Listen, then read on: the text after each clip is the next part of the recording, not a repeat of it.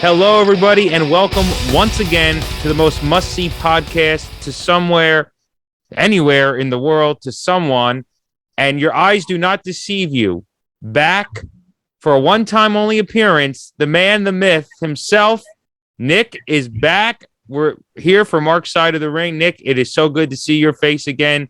To be honest, it's good to see any face instead of my own talking on here. It was great. We had Ray last week on the show.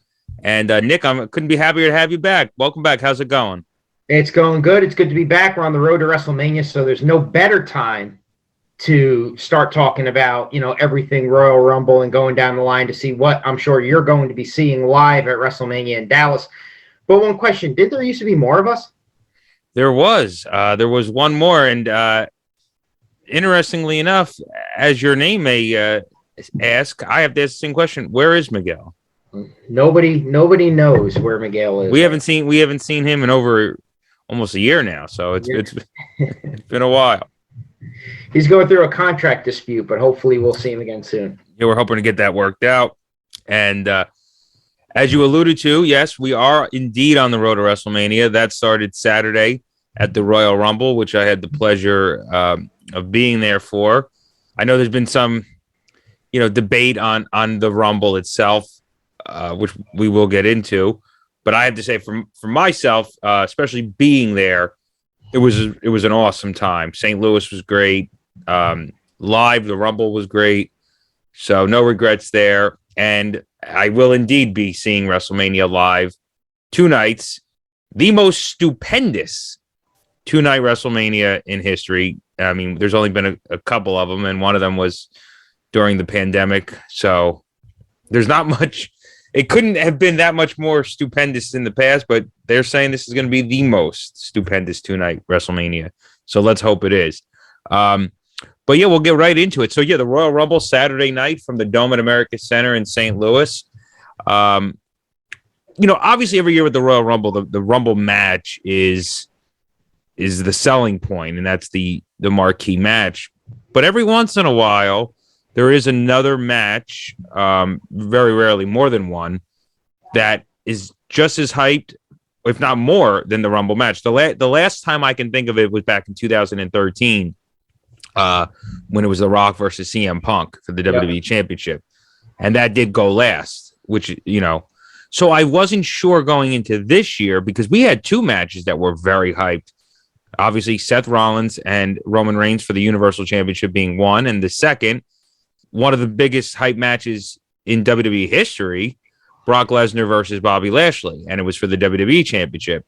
So I wasn't sure if the Rumble was going to go last or not. I wouldn't have been surprised if it wasn't. I'm glad it did, because I do prefer when the Royal Rumble match goes on last.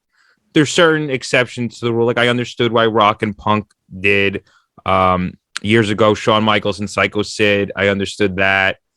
Another time it happened with Mark Henry and Kurt Angle, which did not make any sense at the time to me until the ring collapsed when Undertaker returned, and I said, oh, okay, that's why that went last. But anyway, I digress.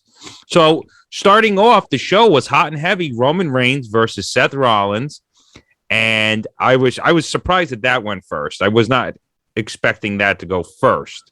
I thought maybe the Women's Rumble would have gone first, if anything, but I heard his song, and I was like, oh, my God. And then Seth coming out to the Shield entrance music and the gear and the whole deal. What did you think about that? What did you think about Seth? Because that's been part of the storyline, talking about, the past, obviously. What did you think about Seth coming out to the music and the gear? So I thought this was one of the better matches on a card that, and I'm sure we'll break it down match by match, on a card that was kind of subpar. And pound for pound, one of my least favorite Royal Rumbles, which was disappointing, given the main event, and we'll get into that. But the first match I was excited for. Roman Reigns is the hottest thing in professional wrestling right now. Of course, my wife says that as well, but she means it in a different way. But he is he's somebody that you want to see right now when it comes to marquee matches, the promos, everything. He's just must see right now. Probably top of the list in all of professional wrestling. So I was excited to see him face Seth Rollins. obviously a role reversal from when we normally have seen them fight time and time again, as Roman Reigns being the face and Seth Rollins as the heel. This was a little bit different. I thought coming out to the Shield entrance was pretty good.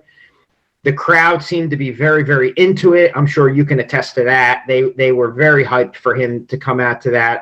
I like his new kind of saunter and kind of the only thing he almost has like a Johnny Depp from Pirates of the Caribbean kind of walk and saunter to him. Yeah. I can describe it with his hands kind of out. I get Joker vibes too. Joker, yeah, Joaquin. And he did come Joker dressed out as the Joker, and he's come out to something crazy every week. But one very, very Joker. So that's actually a pretty good one too. But I thought the match overall was great. It lived up to exactly what we wanted to. And I thought the finish, I mean, people complained about it. Listen, I understand why they did the finish the way that they did it, and kind of paralleling to when Seth Rollins turned on Roman Reigns and Dean Ambrose, Moxley now, way back when, hitting him in the back with the chair and everything. I thought overall one of the better matches on the overall card, which, kind of is I guess would be why I would describe the Rumble as not so great. The opening title match was probably one of the best matches of the night, but overall good match. Mm-hmm. Yeah, no, I have to agree. I mean, I knew that they would have a great match, but I was glad to see that they did. And as far as the Shield entrance thing, that actually was my section. Oh, really? I lucked out. He came down I got a video of him. Most of the video is just people screaming, but then you get a glimpse of him walking through the video. I just had the camera up, but yeah, I mean, the crowd was certainly into the match. The finish, yeah, I can understand people are, don't want a DQ finish. I get it. But, two things. One, it got heat on Roman, right? So he had more heat now than he did going into the show. And Seth, if they're going to make him a baby face, potentially, that certainly gave him, the ability to have sympathy with the crowd, right? And opens up for, if they decide to make WrestleMania a triple threat, or they want to go back to Roman and Seth, after Mania. They left doors open. The objective of the Rumble, which we'll talk about more, is, yes, it's its own pay-per-view, and yes, it's important in its own right, but it's important, really, to set the road for WrestleMania. Right. You know what I mean? It's not supposed to be like WrestleMania where this is it tonight. It's used more as a tool to get to WrestleMania. And I think sometimes people forget that, and they want the Rumble to have, all the, all the bells and whistles, but it's really just used to get Mania over. But anyway, so I could understand, though, people upset about a DQ finish, but I thought it was the right call. It comes down to, what the people that complain about it, like, what did you want? So there's three options. There's a schmoz finish, any way you slice it, which is what we got. Either a count out, double DQ, something. And I like the way they did it too, in the sense that Roman just wouldn't give up the hold. It wasn't like he hit, Which was fine. But like, we all know what the main event was going to be. The whole pay-per-view was tailored around what the inevitable main event of WrestleMania is going to be. So Seth Rollins winning the title is not an option. Right. So you can go the schmoz finish, or you can have just Roman beat him outright. And if Roman beats him outright, then I think that kind of kills anything for future planning. So I understand why people would be upset at the finish. When you have a great match, you want to finish. But I think that this does a lot more for the storytelling and a lot more for the future down the line. And, I like I said, and like you mentioned, I can understand people complaining about it. I think if you really think within what their plans are and what are the possibilities, I think it was the right move to make. Right. Yeah. I mean, and think about it this way. I mean, although technically he did lose, are you really going to have your biggest star, Golden Goose, lose clean No. 2 months before the biggest show of the year? No. That's not going to happen. So I think they made the right call. Seth didn't look bad. Roman didn't look bad. It got the job done. It furthered storylines. I think it was well done. It was entertaining, which is and then the aftermath was great. Yeah. You know, you had the heat on Roman for not giving up the hold and causing the DQ, and then he beat the shit out of him with the chair. I will say this. I said, because, you know, all this forbidden door talk, you know, that's been going on since Mickey James was announced, and people, you know, minds go wild. I never expected or thought that anybody from AEW would show up.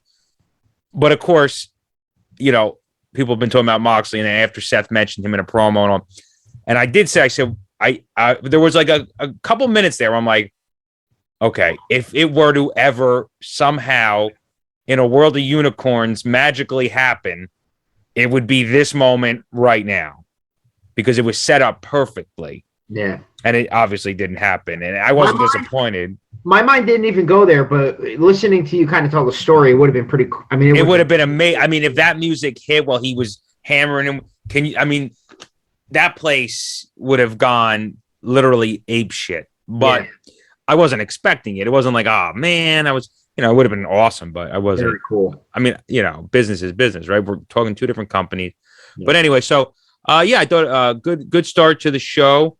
Next, then we go right into the Women's Royal Rumble, which was ultimately won by a returning Ronda Rousey, which I think, you know, I mean, I know people again with her are going to complain, and like they did in her original run, but let's be honest, the women's division hasn't been as hot as it was when she was there. I mean, she's Ronda Rousey, so, and she's in it. It's not like she's coming back for like the one match.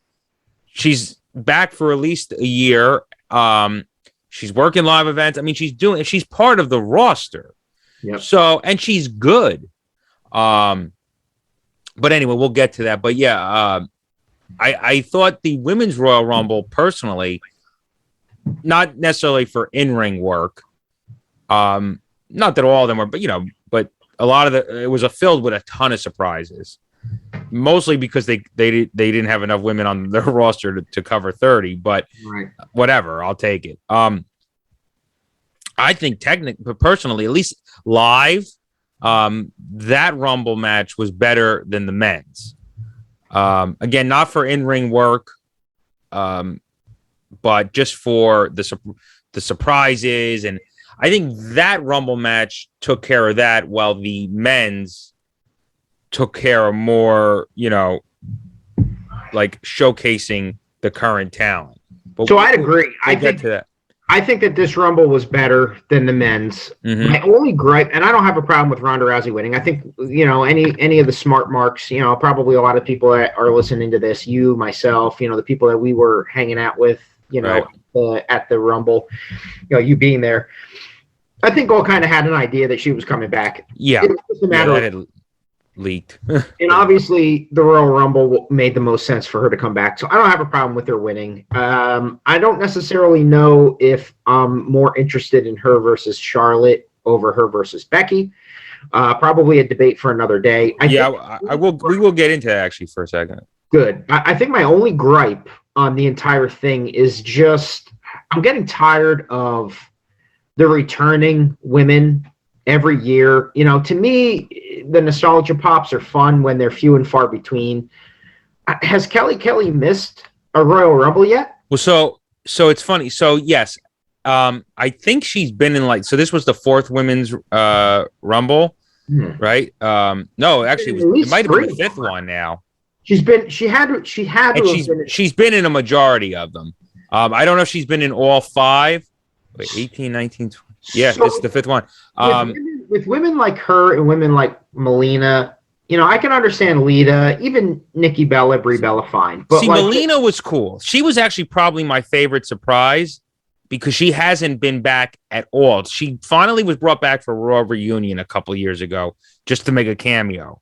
But she has never, none of these other shows has she ever been brought back. This was the first time, and in ring, she's been there in like 10 years. My problem with women like that versus the other ones that I mentioned is they kind of outline the period of women's wrestling that wasn't really known for their athletic ability. They were on TV because they were pretty.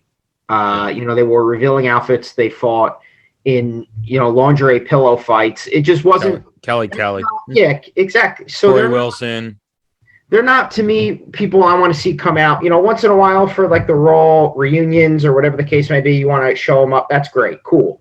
But the Royal Rumble should be used for women, not being nostalgia pops every single year. It seems like 10 out of the 30 women every single year are nostalgia pops, just people that aren't there anymore. And it tends to be the same women over and over and over again. And that's where I think, if it were me, and this is just my suggestion, will they ever do it? Probably not. But with Mickie James coming in, what would be the problem with having some AEW female wrestlers or having some more TNA female wrestlers jump in?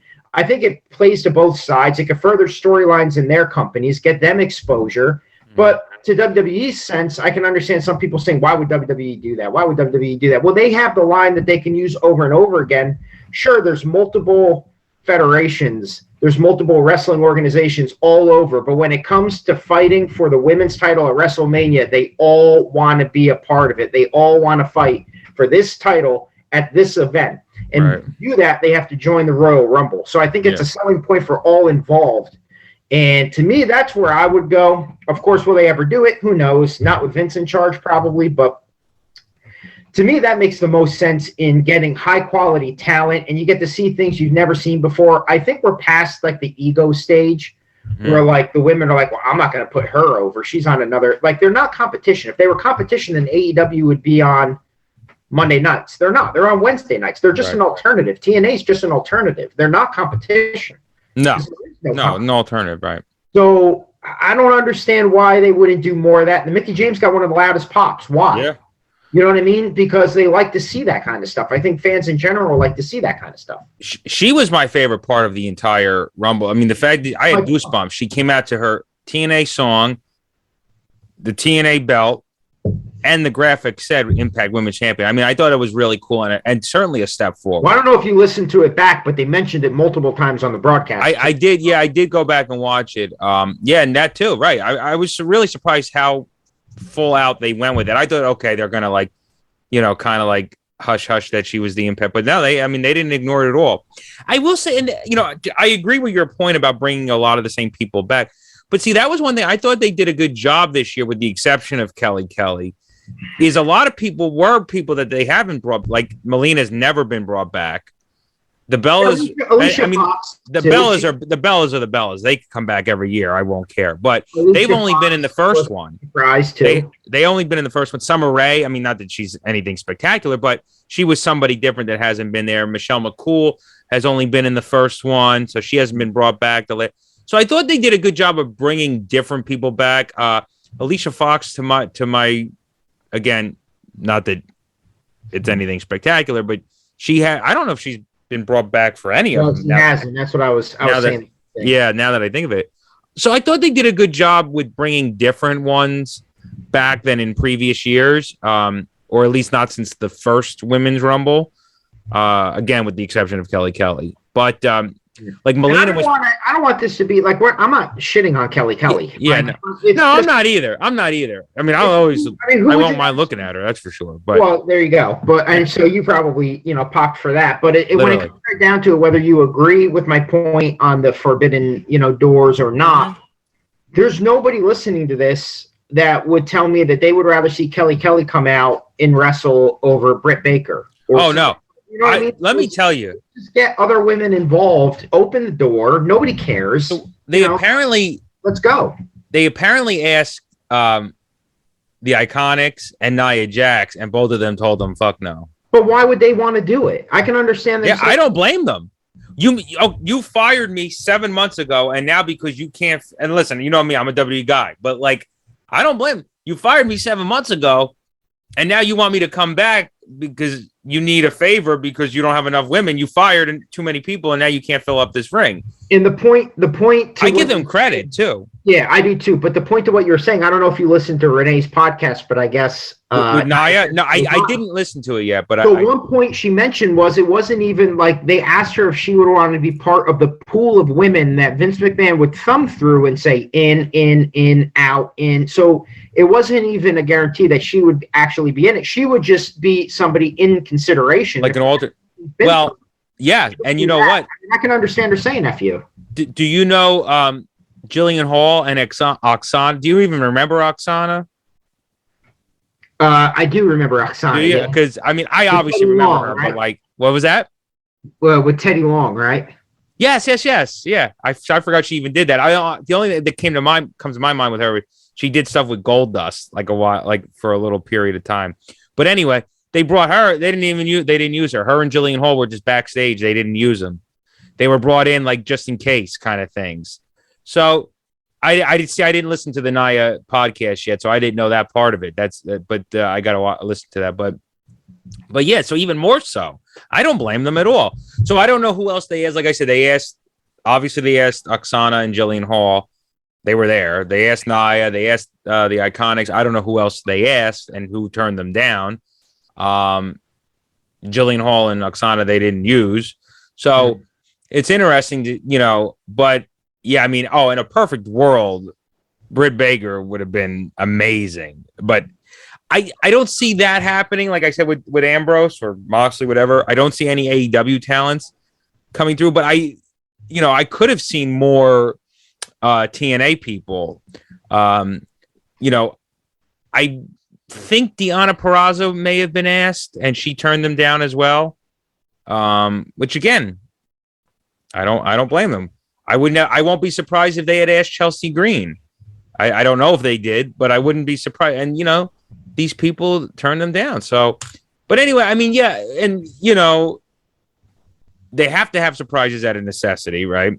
Yeah. It is a nice little pop, welcome back kind of thing. Some of them better than others, obviously. I was hoping for a Trish Stratus comeback. Would have been fine. That. Yeah, would have been fine with that. Yeah, she hasn't been brought back since the first one either. So it was cool to see Lita. She hadn't been there since the first one. So that was, and Lita's going to be involved now. They're using her a little bit more. Yeah, I'm looking forward to that match. Yeah, I'm happy for her. So overall, I thought the Women's Rumble was good. It was entertaining in the sense that like we got all those oh shit, every 2 minutes, with somebody different. So I thought overall was good. I thought Ronda winning was a good listen, call. I know you said that people are going to shit all over, and they probably will. We're a couple of weeks away from her getting booed out of the building, but the initial pop was first debuted. So the initial pop was hot. Yeah, people were into it. Oh, wait, hang on. You're going to have to pause and then redo it.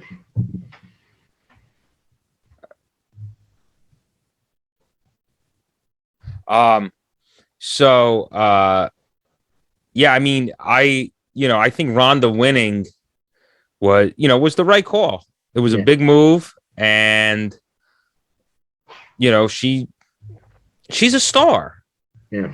And she's in plans for WrestleMania. Now, before I want to bring it to something you talked about you want Ronda versus Becky, preferably over Ronda and Charlotte. And I agree completely. And originally, that's what I had heard was the plan.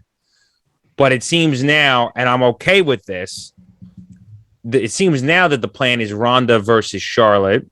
Yeah. Because next year is Ronda versus Becky.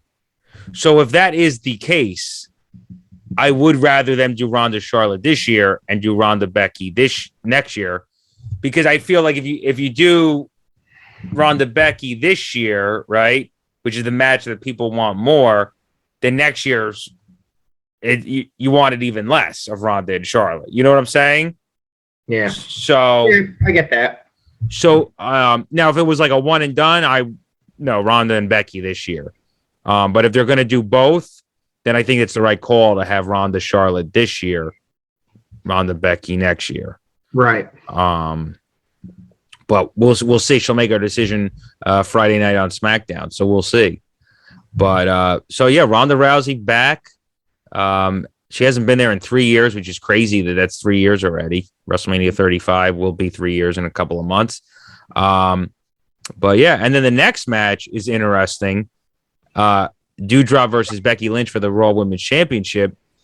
And obviously, I'm sure no surprise to anybody, Becky Lynch retained the Women's Championship. But during this match, I don't know if you know this, Nick, the WrestleMania sign caught on fire from the pyro going off when Ronda won, right? Yeah. And this was literally right almost in front of me in my section. And we're wondering what they're doing. What the hell are they? And finally, they bring the sign all the way down. Now, they had to evacuate all those people that were on the floor there, like under the sign. And then the people that were like in the 100 section, like where I was, but like literally directly in front of it, couldn't see anything because the giant sign was now directly in front of their view. Now, I was lucky because I was like right to the right of it. So I was still able to see everything. Yeah. But the crowd was so out of that match. I felt bad for them because they had a really good match. It was entertaining. I don't have a lot to say on it. I mean, it was how it was and how you're describing it from the fans there for different reasons was similar to, what I experienced. I mean, it was just kind of a filler match. Not much to talk about. Becky retains. We all knew that was coming. Just the match to come down off of the Ronda return, really. Yeah, I mean, that's hard to come back from. That's a terrible spot for anybody. But then to deal with people looking like up, like what's going on? The whole it was almost like nobody was even watching it. I felt bad. Right. But they put on a good match. I mean, Becky went up the top rope, and again, it was what it was. Becky won, no surprise there. I was happy for Dewdrop that she had because I like Dewdrop, and I'm glad that she got an opportunity on a pay-per-view, especially a big one like the Rumble. Yeah. But so that was that, and the next match on the card was one of the most anticipated matches of all time: Bobby Lashley, Brock Lesnar for the Universal Championship. I'm sorry, the WWE Championship. Nick, I gotta say, I didn't want this match to be, a 20-minute back and forth because it shouldn't have been. Right. That was Seth and Roman's job. This job was to be a wham bam powerhouse. Two big guys going at it. But that have wrestling ability. Let's not lie. I mean, they're big powerhouses, but they can go. Yeah. I mean, they could have an amateur match if they wanted to. It doesn't sound like it, but they can, right? Right. I really enjoyed this match. I thought the back and forth with the suplexes was great. I thought the facial expressions from Lesnar was phenomenal. And then I enjoyed the finish with Roman and Paul. I thought that was a huge swerve. I had a feeling it was coming. I didn't know if it would be in the build-up to Mania or at Mania. I didn't mind either way when they did it. It was cool they did it at the Rumble. But anyway, I personally love the match. I love the finish. I'm glad Bobby's champion again. Brock doesn't need it. It was just done, I think, at day one as a shock thing, which was cool. And because of COVID, I think right. And I agree with everything you said on the match. Match lived up. I thought the finish was fine. I thought the package going into the fight, just talking about the parallels between the two, both MMA, fighters, both, amateur wrestling, the champions, both, they just a lot of parallels, and it was a great package. 100%. I also think that the overall match was good, and I think that the finish of the match was probably what we would have seen in day one had Roman Reigns not had COVID.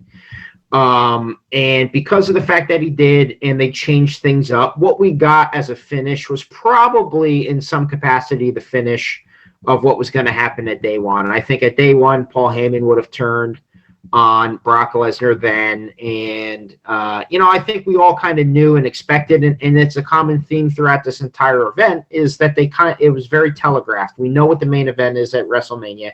Now, how do you get there? Mm-hmm. And the first step in getting there was obviously getting the belt off for Brock Lesnar. So I did think that Brock was going to lose. I thought possibly it could be a swerve kind of turn like it was. I did think Roman Reigns was going to get involved. The spear from behind was very reminiscent of Bill Goldberg doing it to him to cost him the title against Eddie Guerrero, in a different kind of right. Yeah.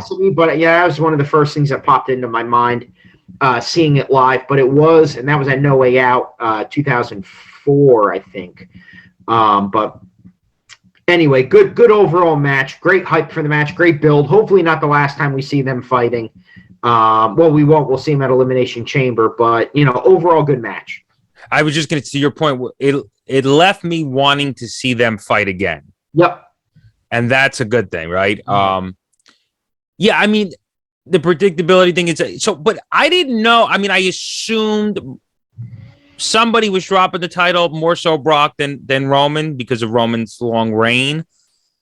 But then there was that question, and it's still even in the air because Brock could win it back at the Chamber. I don't know if then, but of doing this champion versus champion thing. So that is still an option. I don't know if they're not going to unify the titles, then they shouldn't do it, right? Yeah. If they're not going to unify the title, we see title versus title at Survivor Series. You know, it's like the unified title. Then there's 2 titles on 2 different shows. Then it's unified title, and it's 2 titles on. Right, they go back and they did it a few years ago. Just unify them at this point and move on. I mean, I'm cool with one champion. Oh, I've said for years. I think, and this is how they did it back in 2002 when they first. It only lasted like 4 months, but that the champion, the brands had their own, secondary title, whatever, and. But that there was one world champion and they went from show to show. They were on Raw, they were on SmackDown, and I think that's the way to do it. You have Raw has, you have your United States champion on Raw. He's like kind of like the head secondary. Intercontinental on SmackDown. SmackDown has a women's champion and a tag team champion. Raw has a women's champion and a tag team champion. But you got the world champion. There's one man, and he's on both shows. Yeah. I think it adds importance to the world title. It gives the Intercontinental and the U.S. better, exposure out of necessity. Yeah. So, but anyway, that's another story for another day. But yeah, I thought the match was really good. I thought the finish was well done. I'm happy that Roman's back with Paul. I mean, don't get me wrong. Paul and Brock are obviously like peanut butter and jelly, but I Roman and Paul, I mean, the way he just looks at him and he went like this it's just a different dichotomy, and I really enjoyed it. I liked it overall. Thought it was a great match. So the next match on the card, we had the mixed tag, Edge and Beth Phoenix versus Miz and Maurice. I've been enjoying this storyline. I have to say, I was enjoying it going into day one. It's not a match that I ever really thought like, when Edge came back, I want Edge and Miz, Yeah. But it's something I'm glad they did because I've been enjoying it. And then adding the wives, real life, I appreciate that. And I thought they had a good little match. I mean, nothing crazy, but I thought it was entertaining and the right people won. What'd you think about it? So, truth be told, at this point in the pay-per-view, I had to step out of the party I was at, go home for a second, and then come back. And by the time I came back, the match was over. But I think ultimately, I thought the feud leading up to it was a good match. The highlights that I saw of the match, lended it to be, what I thought would be a good match. To your point, the right people won. I thought it was great that they brought their kids in after the fact. It was pretty cool. Yeah. But overall, again, and I hate to say it, I'm a huge Edge fan, and really I don't dislike The Miz. And I think Maurice and Phoenix are both super talented too, but honestly, they positioned it to be a filler match, and that's what it was. It was the fans just saw a giant swerve. They were clearly invested. This is to bring them back down to get them back up for the Rumble. So it was what it was. No, 100%. I agree. And it's funny because I was like, oh, wow, this is going on. Once I saw Brock and Bobby was next, I was like, oh, wow, that means that this is going on before the mixed tag. I was surprised. Then with everything that, came, to come after, I realized why. But yeah, good match. But yeah, again, it was there to be there, and that was it. But I'm curious to see what Edge does at WrestleMania because we didn't get any, not yet. There's still obviously a lot of time. Not everything happens at the Rumble. Your big stuff does, but what Edge will do, I'm hoping it's Edge and AJ, but we'll see. I'm sure whoever it is, it'll be a big opponent, in a big match. Sure. Yep. But that brings us to the main event, the reason we're here, the men's Royal Rumble match, 30 men. Now, this match, obviously, a lot of people were disappointed about lack of surprises. There were a few, but nothing crazy.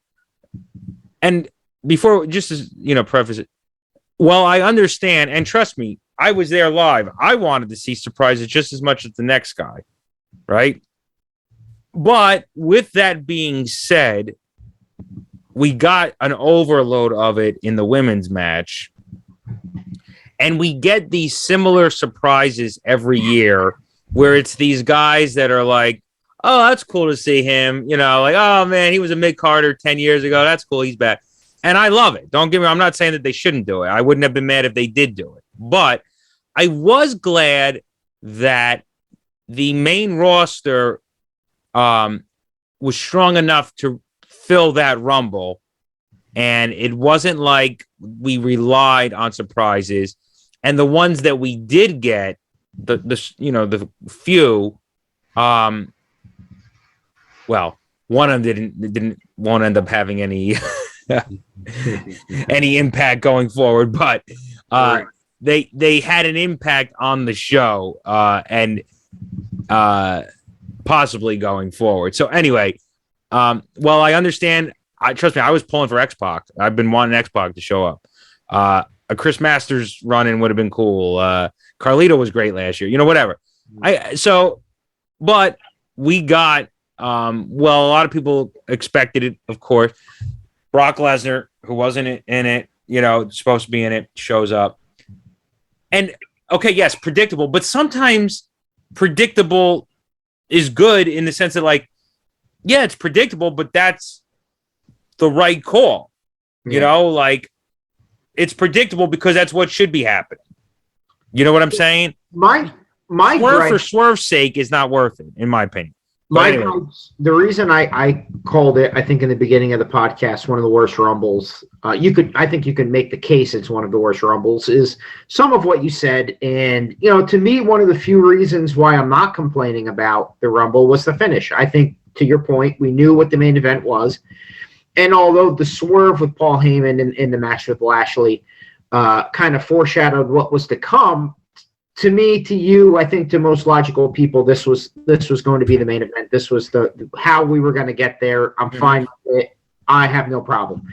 The problems I have with it are the fact that it wasn't that there weren't nostalgia pops. I'm with you. I'm okay if there aren't any. I don't need to see them. But the ones that they gave us were not good. And the problem was they were booked super, super strong. So you look at a company who, you know, a month ago, Big E Langston, major player, champion, just 1 month ago, his elimination in this Rumble wasn't even mentioned.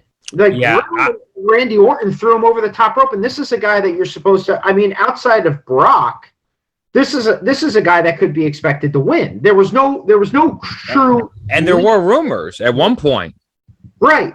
So instead of doing something with a champion and a guy that you've invested so much in, you throw him away, and his elimination isn't even mentioned. Like, they don't say, "Oh my God, Big E's eliminated." He was eliminated by Riddle and Randy Orton, and all they say is Michael Cole, I believe, something to the effect of, "Oh, Randy Orton and Riddle working together." You know, nothing more. Then you have Shane come out, and I've mentioned, if you're a fan of the show and you've listened since the beginning, you know how I feel about Shane McMahon. I've mentioned it time and time again. I think the McMahons are just overrated at this point. I don't need to see any one of them anymore. I just think I'm tired of them. And Shane McMahon is probably top of the list of people who I just don't want to see anymore. And I'm foreshadowing what we're going to talk about next. But to me, I think a lot of other people probably didn't want to see him that work in the company either. But it's the fact that he comes out, Bad Bunny comes out. And listen, Bad Bunny's tremendous performer, very, very talented. Yeah, I loved his stuff. I have to say, he was one of my favorite parts of the Rumble. Why is Bad Bunny in the final 5? Why is Shane McMahon in the final 3? That, to me, is why I have such a big problem with them. Once it's Drew McIntyre, Brock Lesnar, and Shane McMahon, you have 2 people out of the 3 that have a shot at winning. Like, if it's Randy Orton, if it's Big E, if it's Drew, and if it's Brock, I know we're saying that we think Brock's going to win, and yeah, smart money probably would have Brock winning, but there's options there. There's no option with Shane McMahon. There's no option with Bad Bunny. So to me, that was the thing that upset me the most about the Rumble, and why I think it was just not a good one, is why the few surprises that we got were just booked really, really strong, and for no reason. I will mention one thing. One thing that made me happy was, again, if you listen to the show in the past, and I'm sure some of you, most of you have, I was pretty critical about Drew McIntyre kind of coming out with the goofy sword and being kind of like this cool cats and kittens, too much talking, too much smiling. He came out very similar to how he looked in the 2020 Royal Rumble. All business, very serious, building up the storyline with Happy Gilmore, or whatever the hell his name is now, Happy Corbin. Yeah. So I liked what they did with him. That was one point that I liked. I wanted to make sure I mentioned. And I thought the Johnny Knoxville stuff was pretty entertaining. Yeah, I thought he's been great. Minority, but I think Jackass is cool. It's not the same as when like Drew Carey was in it, and he is not cool at all. Yeah. Johnny Knoxville's cool. I think a lot of people like him. I think a lot of people are into Jackass. I understand it's promotional purposes, but he gave AJ Styles a stiff punch, and AJ Styles gave it back to him. Yeah. I thought that was a lot of fun. It would have been cool if Butterbean came out as a surprise again. Johnny Knoxville, for anybody who's a Jackass fan, knows that Butterbean and Johnny Knoxville fought on an episode of Jackass, or the movie. I can't remember at this point, but I think it was the movie. Yeah, and Butterbean just beat the shit out of Johnny Knoxville. That would have been funny.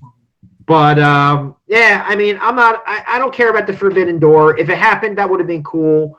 For the same reasons I mentioned in the women, but just overall, I think if you put it in the list of Royal Rumbles, past and present, I think it ranks towards the bottom as one of the worst Rumbles, and not because Brock won, for everything else. Mm-hmm. Yeah, I mean, I think the 2020 Rumble, I think to me is one of the best Rumble matches ever. Very good Rumble, not just like in recent years, like ever. And last year, it's unfortunate. Not unfortunate, but last year's I thought was really good, and nobody saw it. We had Christian come back after 7 friggin' years, and nobody was there, and Carlito. Yeah. So I wish that stuff would have happened this year. Again, I think people are making it worse than it was, because people build their expectations up so high every year, and especially this year because of the whole Forbidden Door thing. I think that's a great point. So I think, when you build your expectations so high and then you really don't get anything, it's kind of like, now, again, to your point, I agree too about Johnny Knoxville. I think he's been really good in this whole storyline. I think, and Sami Zayn, you can't discredit him. He's a huge part of why this is doing well. Yeah.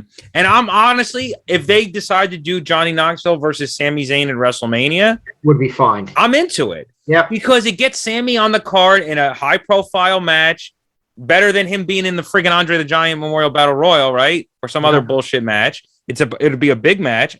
He could do well with it. Johnny Knoxville's great. All about that. Bad Bunny, Pete Rosenberg had said this. Bad Bunny's not a celebrity that came into wrestling. This is what he does, and he comes in every once in a while. I saw his point, and he is good, but I don't agree. And I don't, he eliminates Dolph Ziggler. He eliminates Sheamus. He's not, I think he has shows the nights of WrestleMania. Like, he's not going to be. Yeah, he's not going to be there. Why? He's not going to be there for Mania. Why? And so here's one thing, and I want to ask you, because the one thing I'll say about Shane McMahon is that the crowd popped for Shane McMahon. From the crowd, based on, and I don't think they realized who Bad Bunny was, when the music first hit. They popped for him, though, once they realized. It did not show that. That's the point I'm trying to make. He got one of the loudest pops of the night. The loudest pop of the night was the Shield music.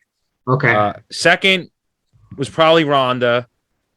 Third, I would say it's funny he didn't come across on TV, because in person, I feel Bad Bunny got a bigger pop than Shane did. If you watch it on TV, nobody puts their arms up. You always get those fans that are like, they did it for Drew McIntyre. They did it for Ronda. They did it for a bunch of people. They even did it for Brock, and you could hear some boos through it. Right. One person who got nobody jumping up and down excited was Bad Bunny. So, I mean, even Shane McMahon got people pumped. Yeah, no, see, in the stadium, people were into him. But again, I think a lot of people. Well, WWE also spoiled that he was there. Yeah. They posted the photo earlier in the day of him backstage with Undertaker. Now, there had been rumors throughout the week that Bad Bunny was going to be at the Rumble, so we kind of knew it anyway. But then WWE just literally just put it on their Instagram. Bad Bunny backstage with Undertaker. Like, so it was kind of, it really wasn't, it wasn't even a surprise, really. I thought he did well, though. I do agree to your point of why was he one of the last ones. And I think there was a whole back and forth about Bad Bunny's number in the Rumble. The whole, rigmarole about that. Now, Shane being close to the end, if they had WrestleMania plans for him and big plans, then I understand. As we come to find out a day or two later, those plans are off the books, which we'll get to.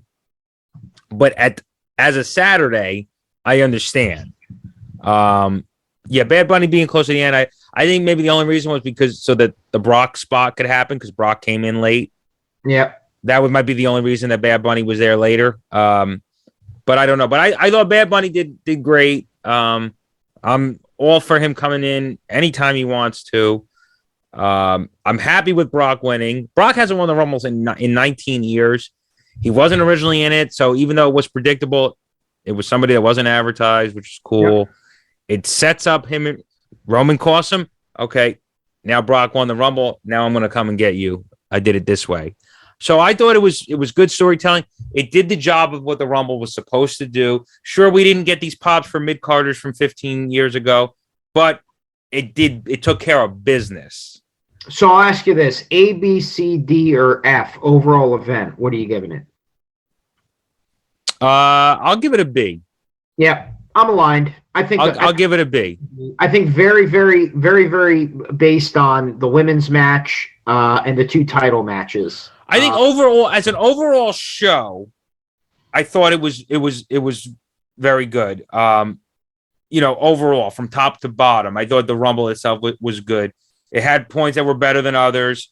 Was it the best Rumble ever? No. Was it the worst Rumble ever? No. It was kind of in the middle. But overall, especially being there live, like my experience was great. I didn't leave there like, well, that fucking sucked.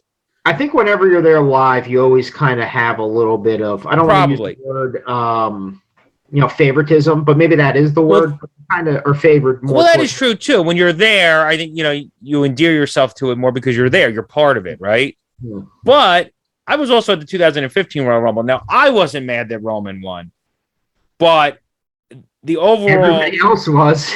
The overall stench in that crowd. I mean, people left there like, this is fucked.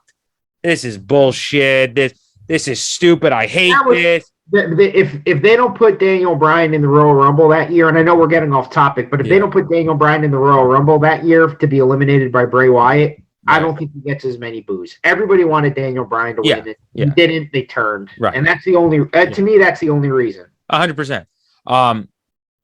So and there wasn't that feeling in the crowd Saturday like there was in 2015 in the sense of like, the world is ending. Right. It was like everybody left like, okay, cool, whatever. I'm sure there were people that were pissed, but it wasn't like, that night in Philly. Were you there, Nick? I was there, yes. There was a general feeling of the world is ending. And WWE, they were chanting for Rusev. Yeah, right. And this was at a time when The Rock got booed. Yeah, nobody was chanting for Rusev at this point. There was no. This was before Rusev Day and all that. People legitimately hated Rusev until this moment. Yeah.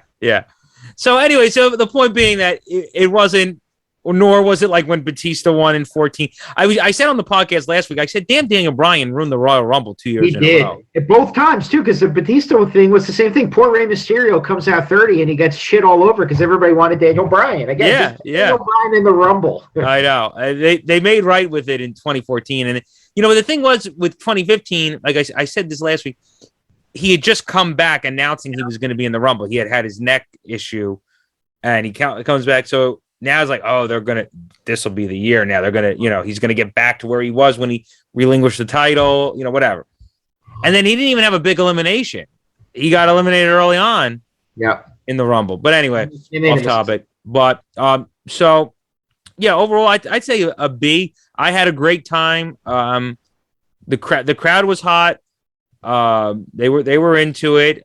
I'm sure there were, there were parts that, people didn't like, and I understand people's complaints that they may have had, and not to say that I don't have those same complaints, but I understand the overall picture of building toward Mania. I thought they did a good job as far as storytelling for Mania. Yeah. For night of, I understand in the sense of like we didn't get everything we wanted all in one night. But as far as like this being a building block, which essentially, like I said earlier in the show, is what the Rumble is intended to be, I think they did a good job setting up WrestleMania. So that brings us then to not the next night. In fact, all day Saturday, I thought it was Sunday. I was screwed up. But anyway, I got news for you. I know we don't. We're closing in on an hour, so I'm sure you want to go deep into it. But I love Saturday pay. Oh, I think they're great.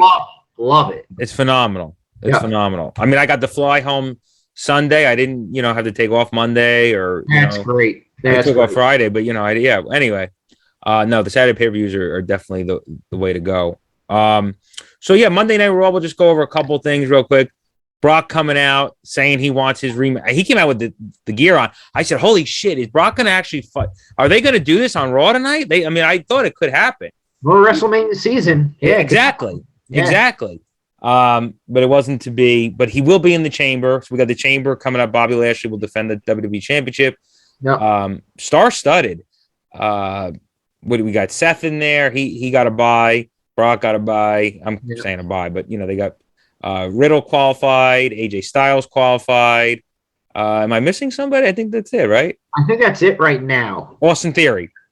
And that was surprising, and I think that's cool. Somebody young and new. So that fills out the 6. And Orton didn't get a spot. No, Orton wasn't even on Raw. So, and I'm interested to see where they go with that with Orton and Riddle going into Mania. We'll see what happens. Well, that's where they're headed. So yeah, just a matter of when.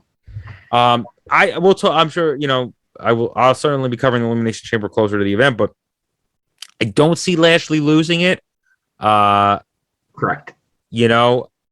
I think it'll be Brock versus Roman for the Universal Championship. But I like that Brock's intentions are he wants it title for title.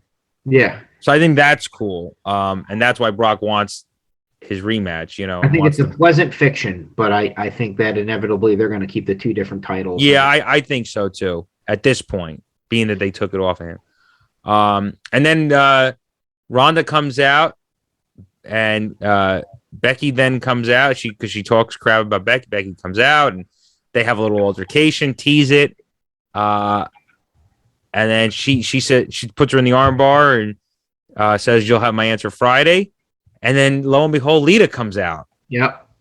And I what'd you think about Lita coming out? She did a little business with Charlotte a couple weeks ago in the lead to the Rumble. They teased that.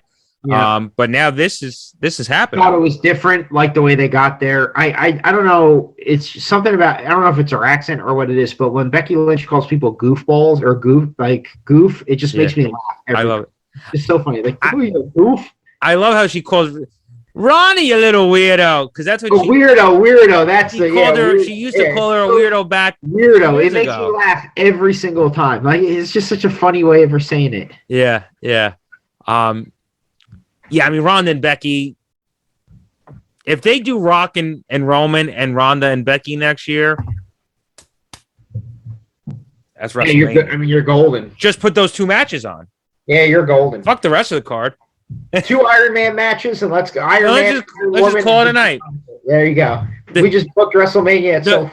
The really most stupendous 2-night WrestleMania. There you go. So we'll find out. This will be coming out on Saturday. You'll have found out last night, but we're recording this on a Thursday. So Friday night SmackDown, we will get Ronda Rousey's answer as to who she will challenge. But I think we both would agree, just based on the conversation we had, that the smart money's on Charlotte. Yes, right. I think that's where it's headed, and I think and that is second. It's second best to me. If she's not gonna face Becky, Charlotte is second best to have them. They only had the one-on-one match at Survivor Series, which was last minute, because Becky got hurt, and Becky and Ronda never happened, but one-on-one. So like I said earlier, if they're going to do both, I want the appetizer before the main course. Yeah. And, they even alluded to that on Raw. I think she actually even used those words, the appetizer, and then, or you just want to go right for the main course. Yep. So they're basically telling you this is the bigger match, but you're not getting it yet, right? Kind of thing. And I think that's smart, because why do the bigger one this year and the lesser one next year? I agree. So anyway, so yeah, I thought Raw was good. I love this scooter race. I was very sports entertained. I'm sure people shit on it online. I didn't really read any complaints, but I'm sure they did. But Chad Gable is killing it right now. Yeah, he's pretty good. He's always had it in him, but we're finally getting to see it. I'm getting early Kurt Angle vibes, and there's nothing wrong with that. I'm here. No, not at all. Yeah, he's. I'm thinking more Charlie Haas, but he's super entertaining. Yeah. So we'll see where everything goes with that. But then we'll close out real quick. We alluded to it. Speaking of the Rumble match, a gentleman that you are not quite fond of, and we're not quite fond of his positioning in the Royal Rumble, and apparently not where a lot of other people. There goes the money. Shane McMahon, the money done come and gone because his WrestleMania plans have been out the door. He was apparently not happy with Vince was not accepting his ideas, and Shane was producing the Rumble match, and he was changing orders of people's numbers. Yep. And just it was apparently a cluster backstage. Now, again, what really happened, I don't know. I wasn't there. I think there's obviously rumors and innuendo, as multiple other podcasts talk about, but I think there's some truth in a lot of what's said. I mean, if you look at there's smoke, there's fire. Something was up. Shane eliminates Kevin Owens, and the only person who really Shane puts over in the entire Rumble is the inevitable winner, Brock Lesnar. Right. I mean, he didn't really put anybody else over during the Rumble, so that's kind of head scratching. Then you look at the fact that it did kind of seem, he was the biggest surprise. So I think there's a problem with that. And I think that, and I don't even know if you know this came out 10 minutes before our show, but Fightful Select, I guess, has a Patreon. And they're talking, I guess, a couple of anonymous wrestlers. And listen, whenever it's an anonymous, any source, if they're not going to put a name to it, I don't want to really hear it. But for the sake of the show, anonymous wrestlers feel like their morale is at an all-time low, that they don't have a voice to speak up for. And I think some of it has to do with the whole Shane McMahon thing. And Vince was probably right in letting them go if the rumors are true. But I think overall, for WWE, it's just not good times right now. And I referenced the Big E thing earlier, and I referenced a lot of stuff. It's like, if you're not one of the big 3 or 4, they just put you to the side when it comes to like Mania season. Like, it's Brock and it's Roman, and then there's everybody else. And that's true. You got Seth, you got Edge, you got some big name people, but at the end of the day, it's those two and then everybody else. And it kind of reminds me of the Moneyball scene where he's talking about, the money. He's like, you got the Yankees, you got, the teams that spend money, then you got 30 feet of shit. And then there's us. And it's almost like the same thing. Like, you got Roman, you got Brock, you got 30 feet of shit, and then you got Big E Langston, then you got Riddle, then you got Randy Orton, then you got these guys. So, I don't know. I think there's some truth to it. But again, anonymous sources, who cares? Yeah, I mean, there were rumblings that it was going to be Shane versus Lashley, and then that was kibosh. Oh, God. Listen, I was all for the Shane. A Shane match at WrestleMania for a few years was a big thing. But it ran its course. I mean, let's be honest. When Shane and Taker did Hell in a Cell, that was huge. That was like the biggest match of WrestleMania 32. I mean, let's be honest. Yeah. It was. It was one of the bigger ones. And then him and AJ had a huge match next year. And then he was part of Daniel Bryan's return. And then it's kind of become, like, for instance, by last year when we were doing the steel cage match, well, the match was good. I was surprised the match was good, but the build-up to Strowman and Shane was just terrible, right? Yeah. But, I mean, I thought they put on a good match. But anyway, the point is, we're getting to the point now where it's like, I think we need to take a break a little bit from it. I don't think the Shane comeback match has as much value as it did 5 years ago, because once you've done it every year, it's not as cool anymore. The McMahons overall are just, to me, played out, and I could be in the minority. Like I said, well, no, not for me with Vince. I could see Vince on my TV every day. It's like when I see Vince on my TV, and granted, I know he's. But it's not the old Vince. Like when you get Vince McMahon, you get him trying to figure out who stole his egg. Like it's just not like it's not what we grew up with in the 90s. Yeah, I get it. It's not Mr. McMahon anymore. He's just a shell of himself. He looks like a skeleton. It's just not good anymore, to me. But yeah, like I said, if I'm in the minority, I get what you're saying. I guess I'm clinging on to it, but I get it. But yeah, no, I mean, I'm not against a Shane match, but I'm not like, oh man, I was hoping Shane was going to wrestle. Damn it. I'm whatever. And I wouldn't want to see him and Lashley. Like Lashley should be in a bigger match. Right. Then I heard Shane and Seth. Now, well, I'm sure Shane and Seth would put on an awesome match. I think Seth, maybe 5 years ago. Yes. 5 years ago, if it was good enough for The Undertaker, it's good enough for anybody. But that was 6 years ago now. So we're in a different, it's not what it was then. So today, no, I don't think it's that's a waste of Seth, I think. Pass. Yeah, so if Shane was going to be in a nice little match, okay, cool. But if he's going to be a big part of the show, not in 2022, not for WrestleMania 38. So anyway, well, we don't have to worry. It's not happening.